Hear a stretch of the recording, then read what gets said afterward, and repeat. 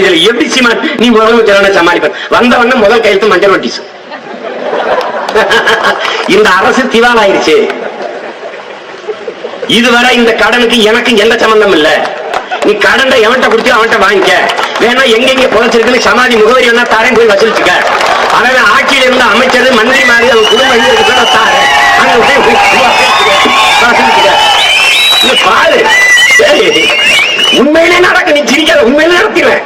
இந்த மாதிரி தெரிஞ்சுக்க, அவன் வாரிசு பிள்ளைகள் அட்ரஸ் எல்லாம் இருக்கு, நீ போய் வசூலிச்சுக்க. வேணா நான் கூட போலீஸ் கிளீஸ்ல பந்தோஸ்து தாரேன், போய் வசூலிச்சுக்க. என்னைய விட்டு நான் அழிச்சு கிழிச்சு ஆட வந்து இந்த மாதிரி இருக்கேன். புரட்டாசூரிக்கு இந்த மாதிரி அழிச்சு கிழிச்சு மறுபடியும் சாப்பிடறேன் வா. இப்ப வை எங்கால போட்டு மறுபடியும் கொடை போடுறான். உள்ள இருந்து போடுறா போடு. இப்ப கடன் கொடு. எதுக்கு? நான் ஏரி வெட்ட போறேன், அணை கட்ட போறேன், நான் குளம் வெட்ட போறேன், ஆடு மாடு வளர்த்த வேளாண்மை செய்யறது, பண்ணை நிலங்கள் உருவாக்கி என் பிள்ளைகளுக்கு வேலை கொடுக்க போறேன்.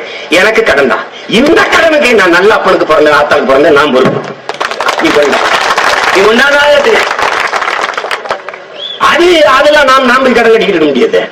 அவன் வாங்கி தந்து கொடுத்துக்கிட்டு 850 ஏக்கர்ல தோட்டம், 100 ஏக்கர்ல எஸ்டேட், மாளிகை கட்டி வாங்க போய் நான் வாங்க முடியாது. எல்லாத்தையும் மாத்தி விட்டுறோம், எல்லாத்தையும் தலைகளை மாத்திரும். ஒரு புத்தகம் மாதிரி உங்க புள்ள போட்டிருக்கேன், வந்தா எப்படி ஆட்சி செய்வேன். நான் தேவையில்லை. இந்த மேடையில வந்து நிக்கிறது சின்ன பிள்ளைய, அது ஆட்சி செஞ்சிடும்.